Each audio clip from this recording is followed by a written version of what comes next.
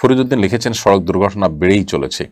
সড়ক দুর্ঘটনা রোধকল্পে ট্রাফিক বিভাগ, গাড়ির চালক ও যাত্রীদের প্রতি আপনার কোনো পরামর্শ থাকলে দিবেন কি?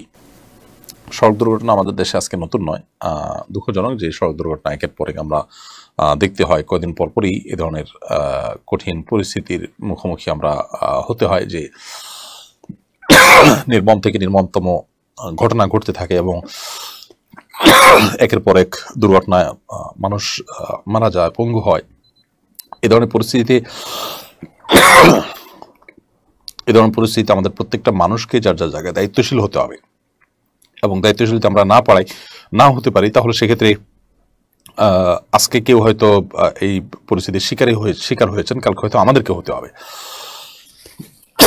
ঠিক এরকম একটা বাস্তবতাকে সামনে রেখে আমার মনে হয় যে আমাদের এ সংক্রান্ত যে আইন আছে সেগুলোর বাস্তবায়ন যেমন হওয়া দরকার, সেগুলোর কার্যকারিতা যেমন দরকার, জনসচেতনতা বৃদ্ধি করা দরকার। বিশেষ করে এই সমস্ত রোড অ্যাক্সিডেন্টে কারো না কারোর দায় থাকে, সেটা ড্রাইভার হোক, কোনো কর্তৃপক্ষের নিশ্চয়ই দায় থাকে।